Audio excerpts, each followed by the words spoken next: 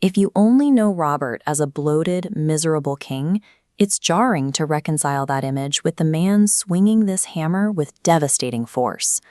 Before he sat on the Iron Throne, Robert was a force of nature on the battlefield, relying on raw strength and a magnetic charm that drew powerful lords to his banner. He brought a centuries-old dynasty to its knees. No opposing army ever defeated him on the field.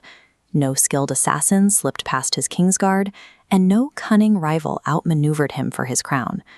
Robert was built for the struggle of the rebellion, yet he seemed to have no defense against the quiet years of peace that followed. His entire sense of identity was tied to the act of fighting. Once the rebellion ended, the battles disappeared, leaving him with a gap where his purpose used to be. Stepping off a chaotic, adrenaline-fueled battlefield into the suffocating stillness of the throne room requires a massive psychological adjustment. In war, everything is clear. You know who your enemies are, and you know what you must do to survive. Maintaining peace demands immense patience and strict discipline, traits Robert lacked. This map breaks down his response. The crown sits centrally. Instead of leadership, it triggers outward vectors towards avoidance, intoxication, and distraction. These escalating escapes, wine, hunts, feasts, served a defensive function against a reality he felt unequipped to handle. The crown was never a reward or a prize for him.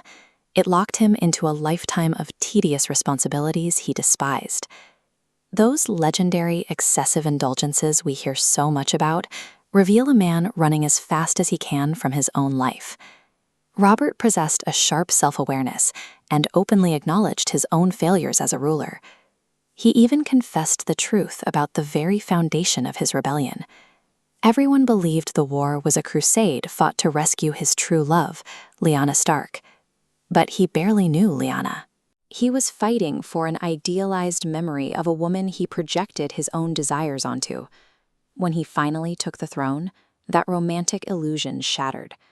Winning forced him to realize the idea he had fought for wasn't real, leaving him with little to hold on to.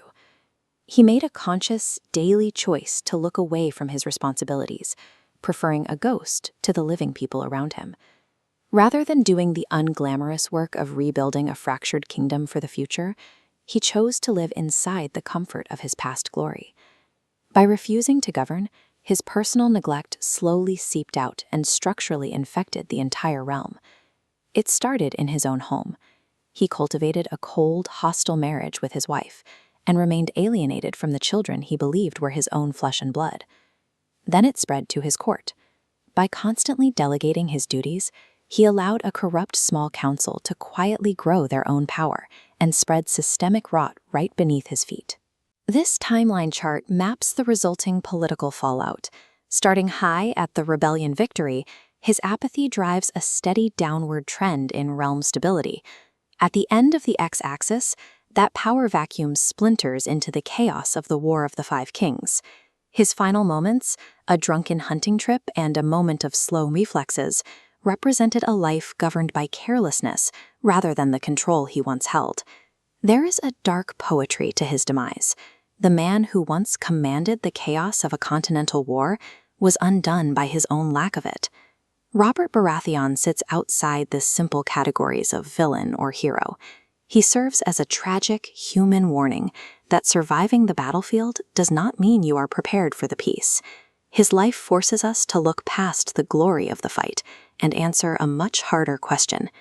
What happens to a person when the thing they fought so hard for finally becomes theirs?